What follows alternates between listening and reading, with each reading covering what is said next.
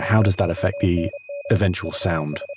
I'm actually gonna back up and go a little bit more basic than that for what a preamp actually is at its core level, which is just simply a device that takes the extremely low signal coming from a microphone and brings it up to a more usable level so we can work with it. In the most simple terms, that's what it's doing. In the process of doing that, every preamp has some impact on the sound.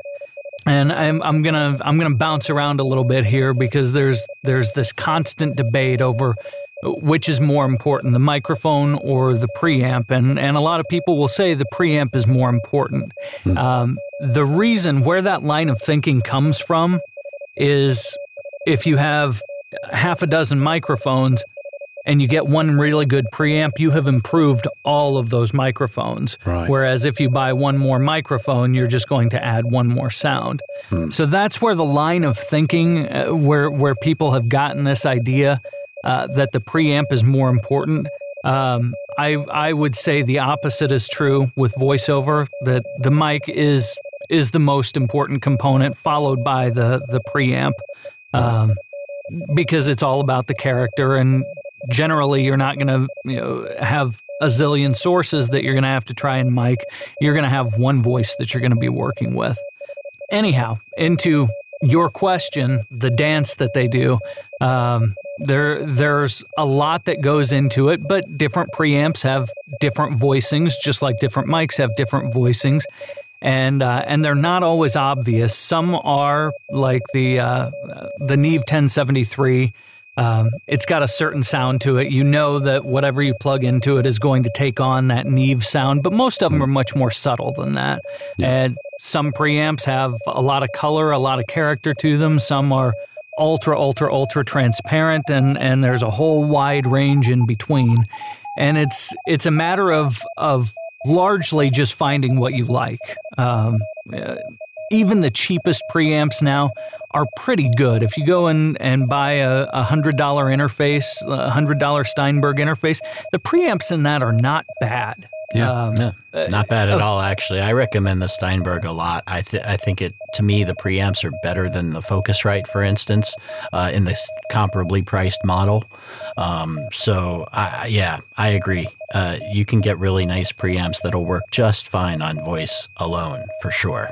It used to be back a couple decades ago, maybe the 90s or so, there was a wide difference between professional grade preamps and low-end kind of plug-and-play preamps. And Mackie sort of changed the game on that because they were able to come up with a really solid-sounding preamp for a fraction of the cost of higher-end boutique preamps, and everyone has followed suit since then, and that technology has only gotten better and cheaper.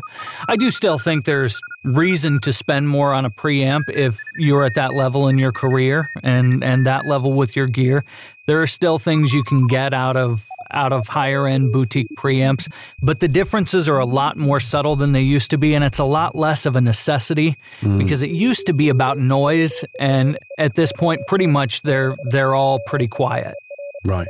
So if you had a setup with, and I keep bringing it up, but let's say you've got an NT1 and you've got a 2i2 as your preamp/interface, would that be a significant jump up if you were to upgrade your mic and not upgrade the preamp, or do you have to do them concurrently? Well, one of the things that you have to be aware of is, are you getting enough gain from your preamp without having to turn that all the way up? Because, as Emmett said, the preamp is designed to boost that extremely low signal coming from the mic. So, you want to have a preamp that you can boost that signal and get as much as you need and still have plenty more to go if you need more, i.e. headroom.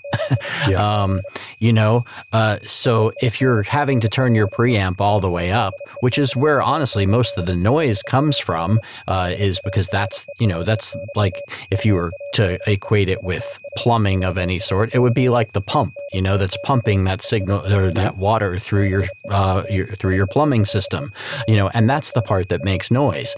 A microphone can be extremely quiet, but when you add that preamp that has to pump that signal up, that's where the noise comes from. So if you're not getting enough gain out of the preamp that you have combined with the microphone that you have, then you might need to get a better preamp that allows you to get the signal that you need without adding noise, and allowing you to have more headroom available if you should you ever need it.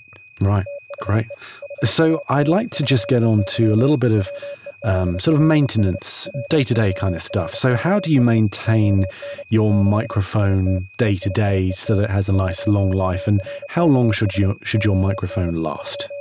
I'll jump in on this one. I'm probably setting a terrible example here, but I don't do much of anything for maintenance with my mics. They're plugged in, they're powered at all times. I don't take them down, so that at any time I can walk into the booth and do my thing.